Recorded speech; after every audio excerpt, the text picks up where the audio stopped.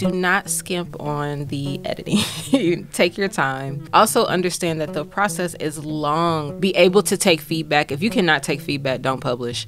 Because you're going to get feedback not only from your editors, but you're going to get feedback from the community as well.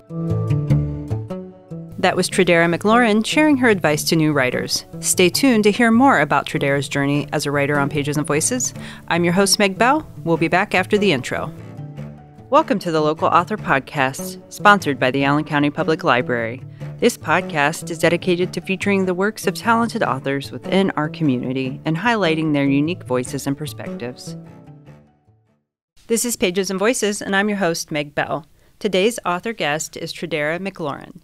Tradara is a distinguished motivational speaker, author, educator, and mother of three if you count the dog.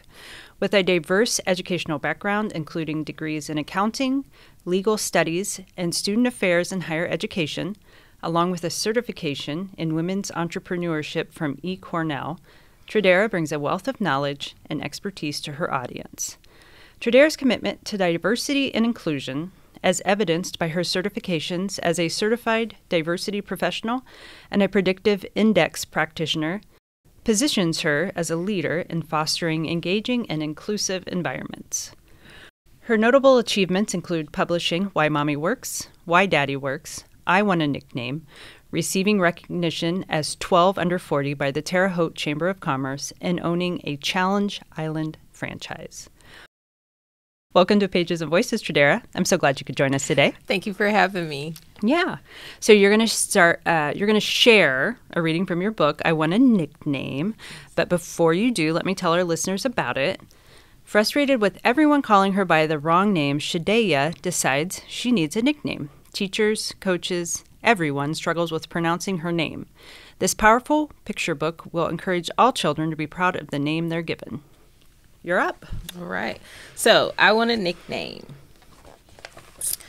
One by one, Mrs. Wyatt calls my friends' names. Then the room gets quiet. Oh no, not again, I think. Mrs. Wyatt looks at the paper in her hands like a scared kid at the end of the diving board. Shadi, she starts to say. Here it comes, I cringe. Shadia, Mrs. Wyatt says. Did I say that correctly? It's Shadeya, I say. Oh, do you have a nickname? Mrs. Wyatt asks. No, ma'am. Mrs. Wyatt writes something on her paper, then calls the next name. Sometimes I want a new name. It would be easier. But I love my name. My parents picked it out just for me. It's special and unique, like I am. After school, Mom takes me to my softball game. Are you ready, Shadeya? The umpire asks. My shoulders drop like rain on a spring day. Yes, I'm ready, I say, trying to sound happy. My mom looks at me confused. I didn't feel like correcting him this time, I tell her. Coach says, Shadeya, you're up at bat. My mouth drops to the ground. I've been on this team for months. How can he still not get my name right? It makes me feel invisible. I step up to the plate. Maybe next time he'll get it right. Whack! I hit my first home run. Way to go, Shadeya, says Coach. I run towards home and hear the crowd cheer. Run, Shadeya, run. I can't believe it. This is my first home run and they're shouting the wrong name. All the excitement, all the pride, gone like a flash. It's not fair, the loud voice inside my head shouts as I stump to the dugout. Shadeya is on this team. Shadeya hit the ball outside the park. Not Shade-E, not Shadeya, but Shadeya. That's it. I decide I want a nickname, and it will be the best nickname ever. Thank you for sharing. Thank you. It's such a great book. I love the pictures. It's really a sweet book. Thanks. What inspired you to write it? So my daughter came home one day after school and asked me if she had a nickname. And I call her Mamas, and my sister calls her Bean. So I gave her all of these nicknames that she's been called by her family. Sure. And she was like, no, that's not the name that I'm looking for. So we had more of a conversation about why she wanted the name. And then she said she got tired of people pronouncing her name incorrectly, and she didn't want to correct them all the time. So she wanted to have a nickname. So when they asked her how to pronounce her name correctly, she can say, but call me this. And so after that, we had a conversation about how she got her name and why it's okay to do the correction and telling people how to pronounce your name correctly. And then after that, I thought about myself having Tradara. I had to correct my name, often. And so I said there's probably more kids like my daughter, like myself, that go through that, trying to do that song and dance of, do I correct someone, how to say my name, and do I not? And I thought about with school, that happens a lot on the first day when you're introducing someone. It does. So I wrote it for my daughter, but also for kids to find that empowerment that it's okay to tell someone how to pronounce your name correctly. Absolutely. Can I ask what your daughter's name is? Sure. It's Mykara. Mykara. Yes, ma'am. Is it M-Y? It's M-I. M-I. Yeah, okay. M-I. Okay. Well, my name is Megan. I introduce myself as Meg a lot these days, but I get my name pronounced wrong. Occasionally, people will call me Megan. Yeah, it's like I think it's the Canadian way to pronounce it. There's Megan Follows was a popular actress when I was a kid. She was in those Anne of Green Gables movies. Yeah. Anyways, so yes, I have been called Megan occasionally throughout my life, and I typically don't say anything. Yeah. I'm like, you just don't call me late for dinner. Right. Don't call me late for dinner. It'll be all right. So, but these days, I introduce myself as Meg and write Meg a lot. So people don't say Meeg. Yeah, they say Meg correctly. But yeah, right. Right. Absolutely. Yes, that's different. So, have you always been a writer? So yes and no. I've been writing poetry since I was little, and I used to write TV shows, not real, like you can't see it live, but I wrote a TV show for Keenan and Kel and Family Matters, because I used to watch that when I was young. Oh, that's fun. Yeah, so I wrote that, and I would always write poetry growing up, and I actually went to college for it. Like, I was going to really have my heart set on becoming an author. I would get good grades in the English class. And then actually I had a professor tell me, well, unless you want to be a starving artist, you might not want to go ahead and do the author journey. So I'm a first generation college student, and hearing starving artists was not my thing, my ministry. So I went ahead and changed majors. And then I would just write on the side. Like I said, I would always write poetry. I would write little stories, but then it actually started when I wrote Why Daddy Works. I did that first. My children's father at the time was working nights, and then my daughter just really didn't understand that journey. So I wrote a book actually for the two of them. And so for Christmas, I gave it to her father, and it showed pretty much why he worked. It showed the importance of it, and that was the Christmas gift. Well, my grandmother actually said, Tradara, there's probably more kids that are going through that same journey. Yeah. Why don't you consider publishing it, right? For sure. So I was like, okay, let's try this journey. So I went through that. I actually got picked up by an agency, and then the agency decided shortly throughout this journey of publication that they were no longer going to publish children's books. So at that time, I got dropped from the agency, and then I started to try to find an agent again and trying to do publishing again. And I was honestly, which is weird, I was going to like white pages online and looking up people's phone numbers. And so I had one publisher told me that being a published author is like hitting the lottery. And that was the advice that I got. And I was like, okay. So all this advice that I was getting was basically saying, don't do it. And then it was one gentleman I called, and he actually, right.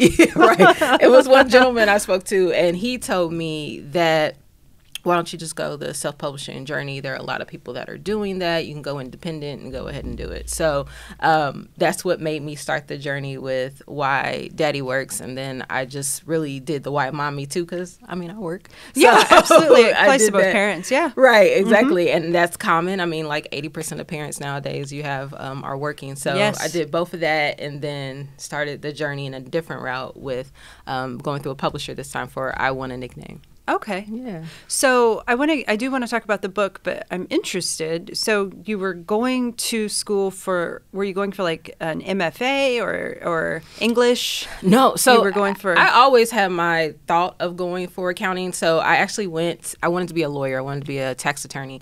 I wanted to make money, and I felt like if I did law and taxes at the same time, that was double the money. So I make more money if I do accounting and legal. But my freshman English class, I think it was like English 101, I was getting A's on the paper and I was doing really well at it. I enjoyed it. And so that's when I talked to a professor at the time and said, hey, I think I want to do this. I'm doing well in your classes and I enjoy it. Yeah. But then they mentioned that and I was like, okay, 360, let's stay. So you stayed with the accounting and the taxes. And the legal studies. Accounting and legal studies are my 2 bachelor's degrees. Okay, that's a lot. That's impressive. Thanks. So do you work in that field in addition to doing the writing? No, I don't do any of it. So I did an internship this summer. You're not the only one. You know what I mean? I'm not. I actually do that for a living. I did an internship, realized I did not like accounting and could not do that every day. So I changed my mind going into my senior year and literally was like, I'm not going to do this. But I wanted to graduate. So in 4, that was just the thing. I honestly wanted to graduate in 3.5. Get it done. Right. I was in and out. So then I realized that student affairs was a thing. I had a mentor at the time that said that you can actually work at a college campus. Yes. And the thing, being first generation, I felt like a college campus job was only a faculty member, and I knew I didn't want to do that. So when I learned about student affairs, I went ahead and got my degree in that, and then I've been working in higher education since. And I actually work in career service and academic advising at the time, and I love that because I feel like I can honestly talk to college students about my journey. I mean, I went to college with this plan in mind and did something completely different. And a lot of people do that. So I get to. So are you offering guidance then? Yeah, I used to. Now I oversee academic advisors and career counselors. But yeah, I did that. So I would provide career counseling for students and career development. And I still do that. On the side, I'll help people with resumes and cover letters and exploring their different options. And then, I write the children's books basically for fun. Yeah. When something hits me, I'll write it. I'm not just writing to publish, but I really want to put the word out there if I feel like it's a message that needs to be shared and a message that's going to remain. And so once you put your words in writing and in print, it's going to stay. So everything that I've published or even speak about is with intention. Yeah. And it's a message that I want to share. So absolutely. Yeah. So were you an avid reader when you were growing up? No. I would say the most I probably read was Chicken Soup for the Teenage Soul. I would do those. I read those all the time, and that was it. Good. They are. When I went through them. I would. I cried through those. I wonder. I probably still have them at my mom's. But yeah, those were my books. I read those when I went to college and going through this journey of trying to find a church at my college city. I actually would read like one religious book a year or a devotional, and that was about as much as my reading went. I did read some of other books too that I would say was very important, or I would say popular back in my day. So like Eric Jerome Dickey books were popular. Yes. I read. They still are. Yes. The Coldest Winter Ever. I felt like everybody read The Coldest Winter Ever. Yes. So Sister Soldier. Yes. So I read those. That one's still very popular. Man, would go through it. And then as I got older, I started to read more. And even now, last year I had a goal to do audiobooks because I couldn't do audio at all. I can't It's not my favorite format. Audiobooks aren't my favorite format. I do not. I want to hold it. Yeah. I want to hold the book. I want to flip the pages. And I have to work with noise. Like, I have to work with music. I cannot stand working in silence. So that at first was going to be my thing. Let me try to listen to an audiobook because I knew I can listen to music and work. But I couldn't. Like, I would get so distracted. And if I was typing an email, I would type what I heard from the book. And so it was a whole big mess. So last year, I actually had a goal that I would listen to 4 audiobooks in a year. And so that was one every quarter. And then now I'm listening to them all the time to just get them through. Yeah. So is there an author that you gravitate toward? So I'm fangirling right now over Kennedy Ryan, and I was blessed to be in the same vicinity in July at a book fair in Columbus. It was a big fest, and she was actually one of like the keynote speakers. So I'm fangirling over her right now. I honestly don't even know how I came upon her books, but she had one book, and I finished that in like less than 7 days. Like it was really, some of them you just get into, right? Man, her book was like a movie to me. So I was in the car, I was listening. In the shower, I was listening. Like I couldn't wait I turned the TV off and everything. Are these romance? Yeah. Okay. They were. So I couldn't, was through them. And then after that, she had two. So our library actually has Libby, where you can get Libby and listen to books. So her first series was actually on Libby, and I finished that one, like I said, maybe in less than a week. The second one wasn't on Libby yet, so I actually went and said, I have to buy Audible. I have to figure out what's happening. So I'm kind of sad that I rushed through them that quick, because now her third one, I don't think the third in the series doesn't release until the spring. But yeah, I was done with those. And so yeah, fangirling over Kennedy Ryan. So did you get to talk to her when you were... No, I didn't. So I was actually selling at the same time that she was presenting. So I was able to be in the audience for like a hot second, and then I had to go back to my table. So it was set up, thankfully, where you can actually have somebody come and man your table, but they can't sell for you. So if anybody passed my table that was interested in my books, they couldn't sell it to them, and they couldn't buy it. So I wasn't gone for long, but yes, fangirling over her. And you were at where? Columbus, Ohio. It was a book fest. It was a book fest. It's humongous. Was this the one in July? Yeah. Okay. Oh, that was on my radar, but we were actually not in town when it was. It's humongous. It was huge. It was a great experience. It was outside, which was hot, but they were great. It was a lovely experience. I'm not gonna lie. So yeah, it was 2 days long, and then they had speakers on a variety of different stages the whole time, and they had a whole like indie author session, and no matter where you went, there was different books there. And I actually got to meet an author. She and I connected through Instagram, and we did an Instagram live because she had a story about a little girl with the big name. And so our books released around the same time, and we connected, and I'm a really firm advocate of collaboration. So there was a gentleman who purchased my book, and he said, there is another woman here who has a book similar, like around the similar concept as you. And I was like, no way. I was like, it's only like 3 of us, or 3 or 4 of us that have a book around that topic. And I knew who they were. Like one was Ashanti, and I forgot it's this other woman. And so she was actually at the event. So it was great because I got to meet her in person. So we were there. Making connections. Yeah, we were there selling our books. So something that started on Instagram and actually got to meet her in person. We were at the same fair. So it was great. Awesome. Yeah. So what year was your first book released? Your first book was Why Daddy Works. Yes. Yep. What year was that released? 2017. And then Why Mommy Works came out. Did them at the same time. And then this one is 2022? Yes, ma'am. July 2022. Okay. We're all in July. It's a theme. July's a good month. July's a good month. Yes. Do you have any advice for writers working on their first book? Yes, I would say do not skimp on the editing. Take your time. Also understand that the process is long. So I wrote Why Daddy Works and Why Mommy Works while I was on maternity leave with my son in 2015. And as I just mentioned, it didn't get published until 2017. Now, I thought it took so long because of all the process that went with having an agency, not having an agency, finding an illustrator, not having an illustrator, like that journey. But actually, this one took long too. So that one took a year as well. I started that book in July of 2021 when I actually signed on to BiblioKid. I started in 2021.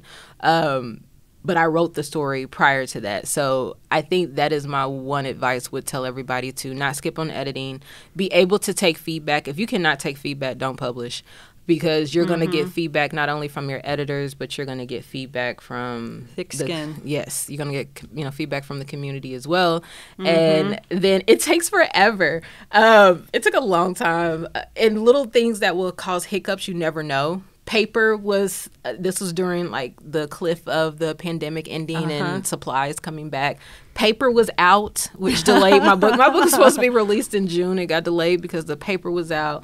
Things you would not think about of even be a issue. No, my illustrator is actually he lives in Australia, so that was a time difference too. Yeah, absolutely. So that was fun. And then being able to, I look at TV now, I look at books now differently because you have to communicate, especially with the children's book. You have to be able to communicate visually, like what this is going to look like. And I didn't know, so when they said, okay, well, what do you want Shadea to wear? And I'm like, I don't know what I want Shadea to wear. I didn't think that far. I just thought, I wrote the story. Did she look at all like your daughter in any way? Like, did you think, okay, my daughter likes purple, my daughter likes jeans? There are little things in the book that, there's a lot of semblance in a lot of this book that has to do with personal life. So, one, the cover, for example, I wanted it to look like a notebook just simply because I was always writing. I carry notebooks on me all the time. Yeah, so I do too. I wanted it to look like a notebook. The outfit, I did ask my daughter for her feedback on something. So in here, there is a picture of, like, I think her softball bag, she has koalas on it, and that's my daughter's favorite animal. So I didn't even notice that. What a nice little detail. So that was intentional. My favorite number is 5, so her uniform has 5. I went through this journey too of natural hair, and so the mom has natural hair, the daughter has natural hair, and it's just little things in there that were digs to representation that nobody would think about. But after I got to be creative, that was it. My dad has played softball all his life. My grandfather played softball, so that's why the sport is softball. However, that did happen to my daughter, but it happened with soccer. So I split the story, and I went through this little thing because at first, now she's different, but at first she was very private and didn't want like the notoriety of this was about me and everything. Right. So I tried to make it similar to her, but then have some differences. And then Shadea, honestly, that name was what my mom wanted to name me before she came up with Tradara, and I couldn't stand the name Shadea. I was like, Mama, why were you gonna name me Shadea, hun? And thank you for not. Yes, I was like, thank you for not naming me Shadea. So the spelling and the name actually came from what my mom wanted to name me. And when she says when I'm acting out a character, I guess she says that's Shadea talking. So Shadea. So that's how the name came. I love that. Yeah. So there's little jabs and little things in there that represents life. Even the name Taco has that's a little shout out to my uncle. They call him Taco. So it's little things throughout this book.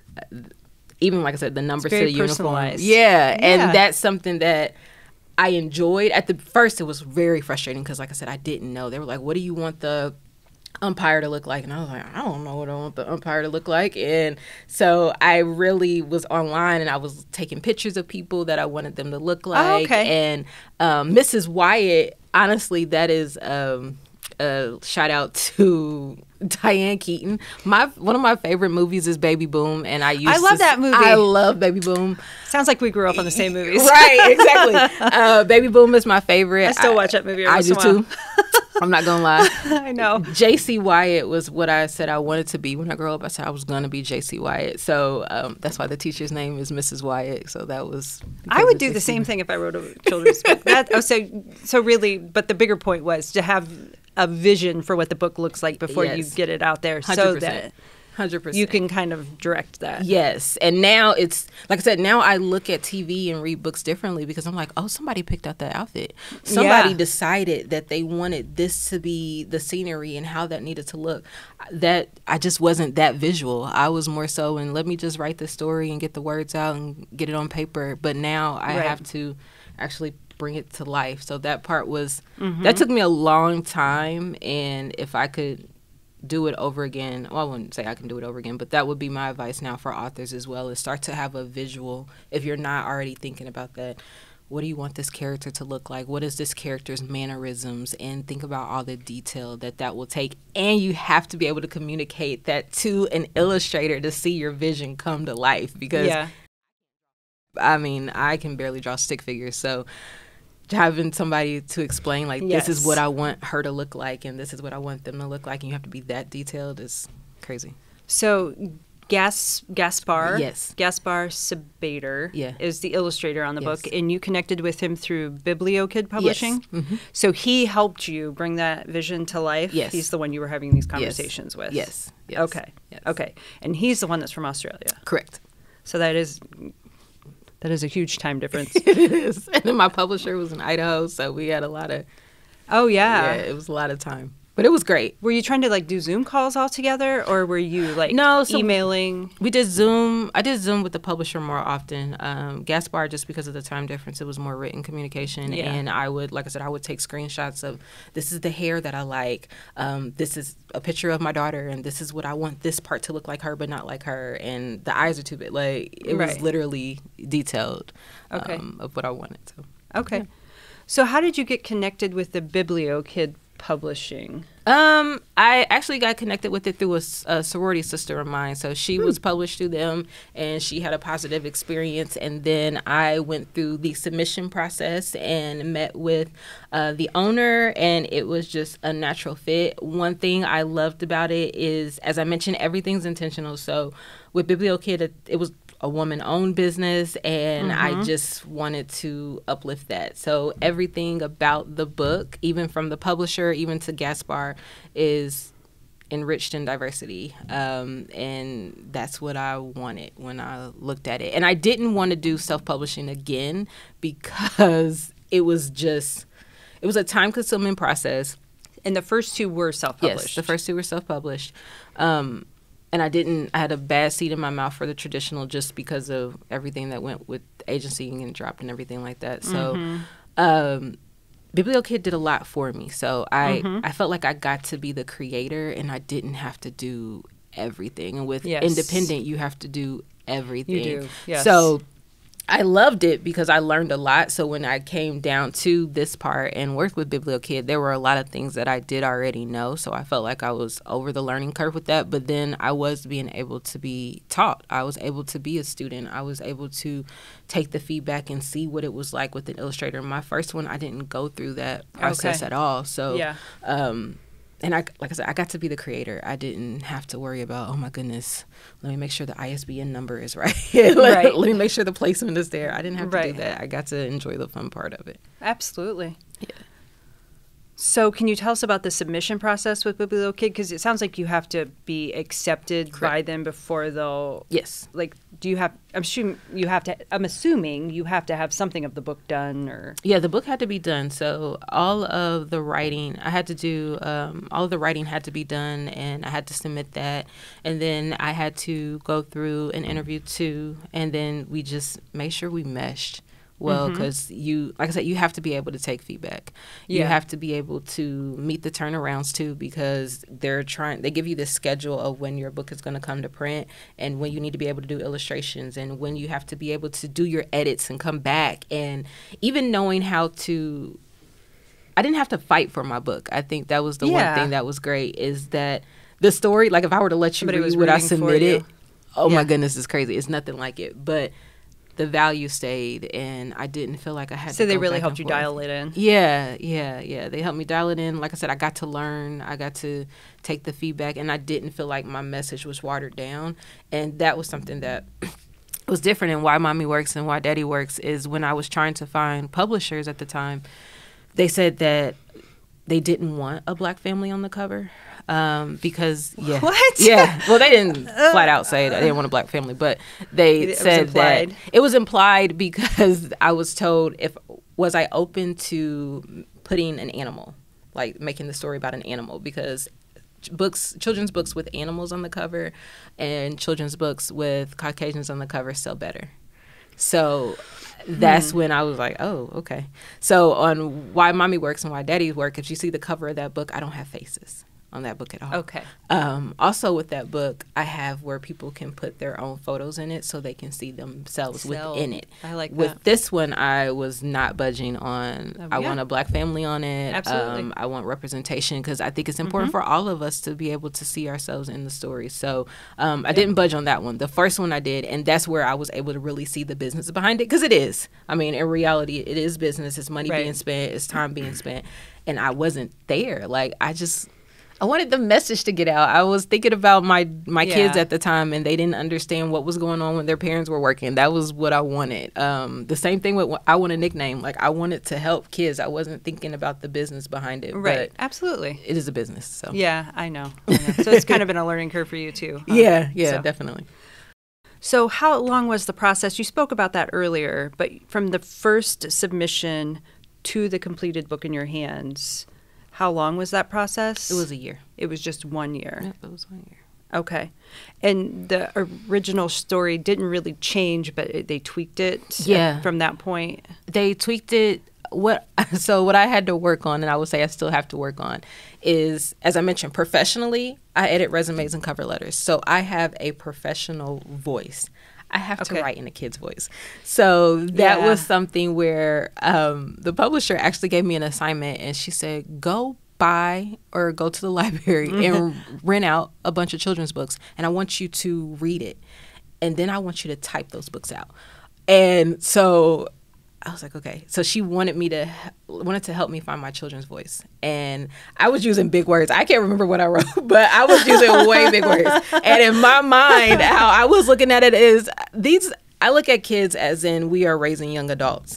And I do believe in challenge and support. So, like I said, I had big words in there. And I wasn't describing things. So where I think she said she was sad and her arms drooped like rain on a sunny day or something like that. I didn't say that at first. Like, I was like, she was disappointed that her name was right. And it was like, Tradara. Disappointed. Break it down from a kid. Like, get them to visualize that. So that's where the Make it a little more simple, maybe? Yeah. Or straightforward? Not necessarily simple, but explain it and, again, picture it. And I think that's what made it difficult for me to even do the illustration process, because I don't know what disappointed looks like. But then when I had to get challenged, I'm like, oh, okay. Think about rain. Think about arms drooping down. Like, that's how all of that works. So they allowed me to do more visualization in my writing instead of just, this person was disappointed that their name was mispronounced. And I think that was one thing I kept saying. Like, I kept saying mispronounced instead of said incorrectly, and I was really big wording it the whole You were going to teach him something. Oh, I was going to teach him a lot of things. We was going to have a vocabulary lesson on this book. I like it. I've always used big words. That's what people say about me now. They're like, you and your big words. Yeah. I mean, even my kids don't say car, they'll say vehicle, and sometimes they don't say fork, they'll say utensil, and I'm like, okay. I know my kids do that too. I'm like, where did you learn that word? And it's like, well, you say it. Oh, right. Exactly. So I went there with it, and they were like, Tradara, no, like, explain it and visualize it and think about what age range you're writing. And I was like, okay, I got it. Got it. So, yeah. So do you have ideas for another book? Yes. So I actually have 2 that are being edited right now. Oh, great. Yes. They're both going to be different. One is about a cloud. It's about rain. So, or crying, basically. And I want to empower, honestly, I want to empower more so boys to be okay about crying and showing emotion. I feel as if with our boys, we don't give them that space to be vulnerable. It is be a man and do all that and, toughen up. Right, exactly. So this story is about a cloud, honestly, who is, there's one cloud that rains all the time. And there's another cloud that doesn't rain at all. And I'd be the cloud that rains all the time. I will be the cloud that doesn't rain at all. And so showing the importance of, and I try to teach my kids this too, knowing when it's safe to cry and when it's not. And safe can be environment, safe can be location. So with the book, that is what I walk through this cloud of one cloud is raining constantly and one cloud rains not at all. And so showing the value of it, and even I talk about it in the cloud. One of them said, "You're so strong because you never cry. You hold all your teardrops." I always thought it was a weakness. I cried so easily. Exactly. So that is the one thing where I try to show that there is strength for you to be able to have emotion. So that's one that's being edited right now. And then the second one that's being edited right now is about prayer. That's going to be something different for me as well. I haven't written about religion. Is that a kid's book? It is, yes. Okay. So both of them are kids' books. And the one about prayer is going to be a little bit longer. I'm trying to get big words in it. And it is teaching children basically that God's not a genie. And I go through that too with myself, and then trying to teach my kids about prayer is that just because I pray for this doesn't mean I'm going to get my way. Doesn't mean that, God's not up there ways a magic wand and saying, yep, that's what you pray for. That's what you're going to get. So it goes through a little boy, actually. And two of these are boys. My son is on my head. He's like, Mom, you do not write any stories about me. You're only writing stories about my sister. I need to see myself, Mom. I need to see myself. Yes. So, so it's about prayer. So it follows a little boy, and this little boy, he gets injured and he wants to get better, and he goes through these trials basically, and it teaches about prayer, and it teaches it in a way using basketball, because my son is into basketball right now, so it teaches in a way about basketball. So are you doing anything differently on those two books that you learned from this book, like in the process of like? It's easier this time. Okay. So it's way easier to write because I can describe the illustrations. So one thing I'll say in it, the one about rain in the cloud, I actually describe umbrellas as candy canes with big tops on them. Yeah, so that's cute. Yeah. So like instead of me just saying umbrella, I'm like, oh, there's these people down there holding candy canes. That's clever. Tops. Yeah. So it was way more fun with me now as I'm painting a scene in my writing, and I definitely learned that one from this third book of how I'm going to go ahead and illustrate through my words and explain things through my words. Okay. All right.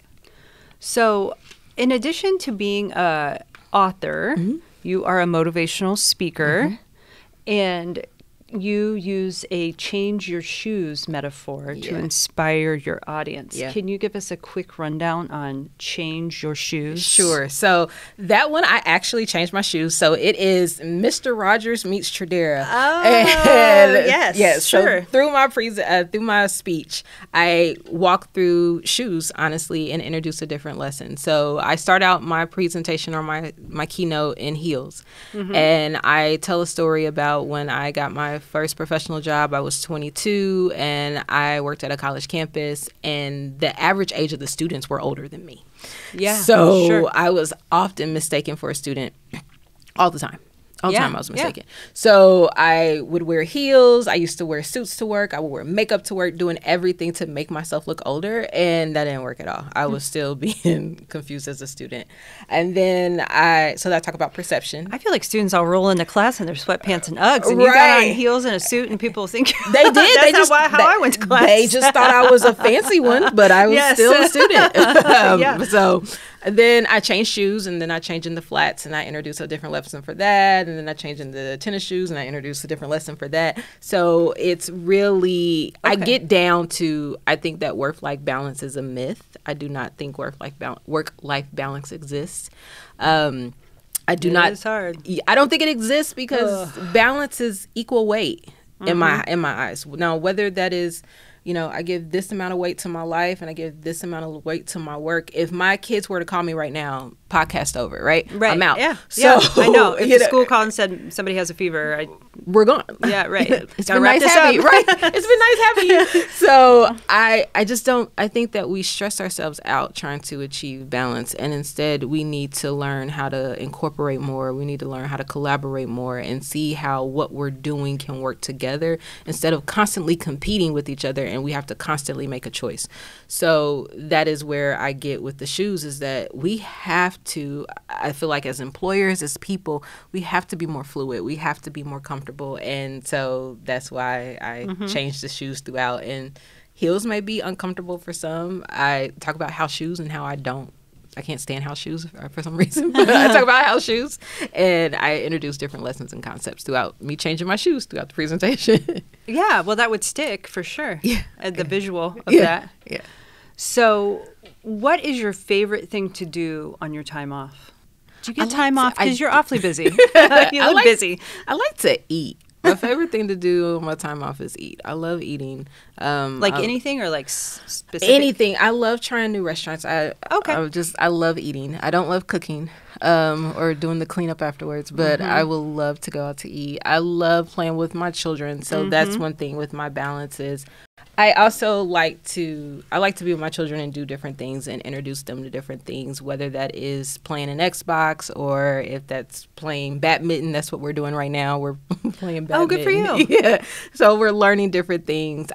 Singing in the car is my thing. Watching TV. So I really don't watch TV as often as I used to, but I got a couple shows that I will definitely has my undivided attention when I do that. But yeah, hanging out with family, eating, that's my me. son. I will remember this forever and love this forever. He watches Golden Girls with me. He does. He loves Golden Girls, and he has his favorite episodes. He went through a huge phase where he watched Andy Griffith all the time with my husband. Oh my goodness! I told you he's an old soul. He was only 13, but yeah, he loves the Golden Girls. He thinks Sophia's great. So, anyways, that's like seriously. He'll say to me, "I love it." He'll say to me about 8:00 at night, "Mom, you want to go watch a show?"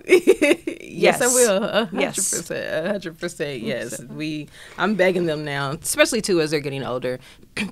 I know they're going to start doing their own thing. So I'm trying to get them to learn different music. So I'll tell them to pick a letter of the alphabet. And when I'm in the car, I will play a song, whether the song starts with that or the artist is with that letter of the alphabet. Oh, that's cool. So they can learn different music. So I'm loving it now because my daughter acts like she's too cool and she can't sing in the car with me. But now she's actually starting to. So I'm enjoying that. And our commutes as well as the karaoke in the car. And I'm like, oh, you know that song now? You're paying attention. So that part's fun. I like that. We listen to a lot of Taylor Swift these days. My daughter is a Swiftie. But I tell you what, I was not getting on the bandwagon for a long, long time. Now she's got me listening to Taylor Swift all the time. I'm like, she can write, and she's got some good songs.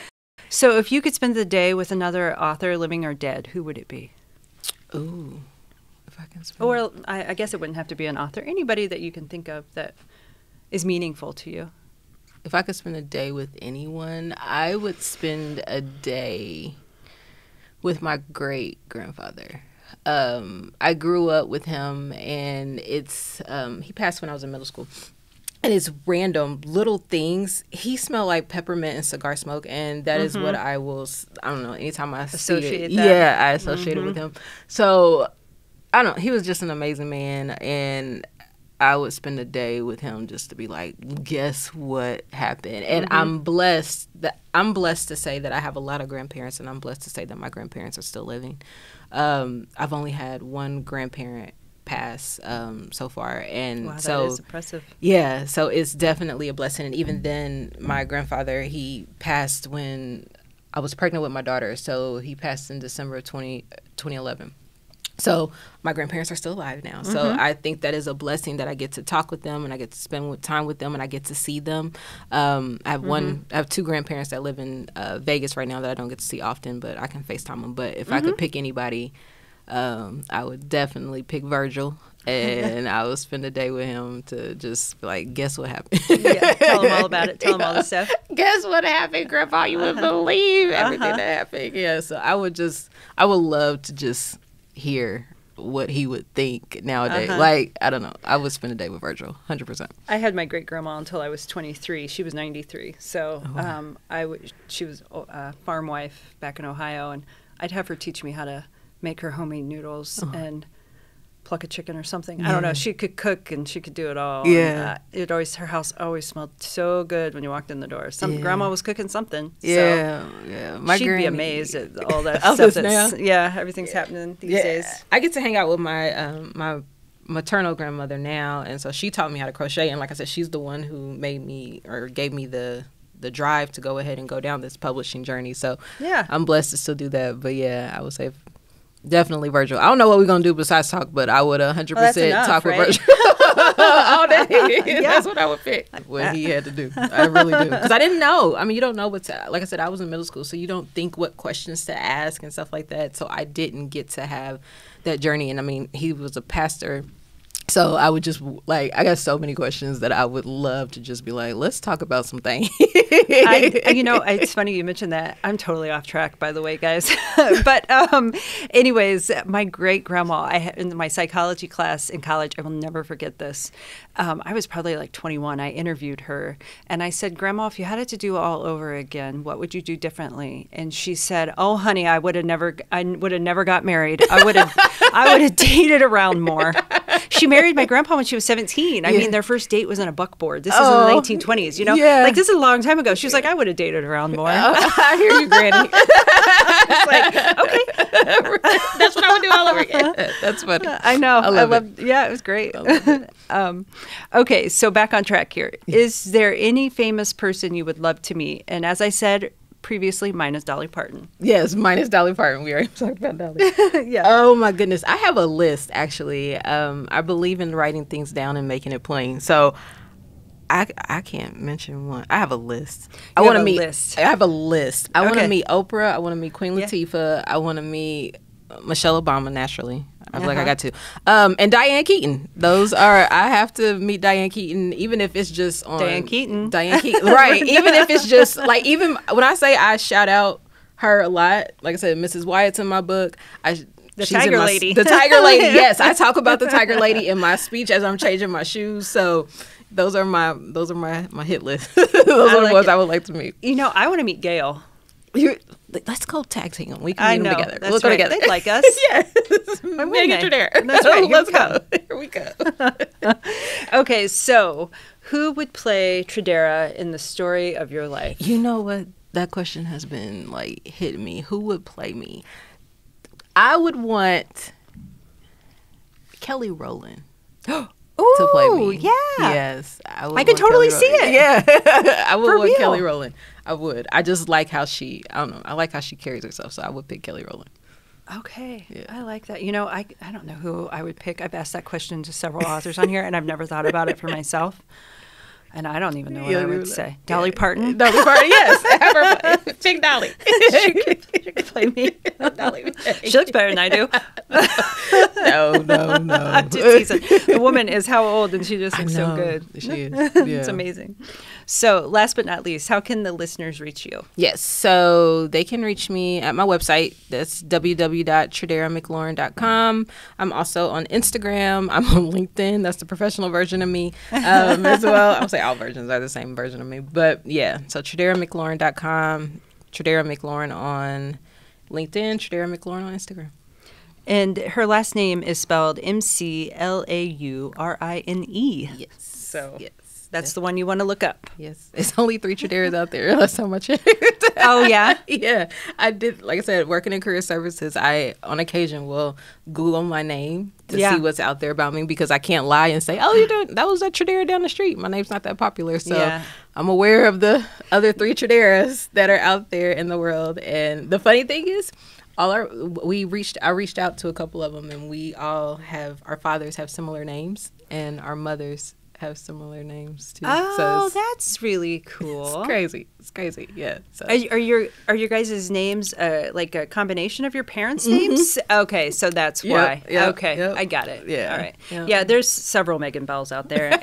If you Google it, you got all kinds. My maiden name was common. My married name's common. I'm like, that's all right. It's not very unique, but it's okay. Yeah, it's okay. You're unique. I'm unique. Yes, that's right. Just not the name. That's right. Well, thank you so much for joining us today. This has been a lot of fun. Yeah, thanks for having me. Yeah, and thank you to those who listened in. Stay tuned for more authors on Pages and Voices. I'm your host, Meg Bell. Until next time.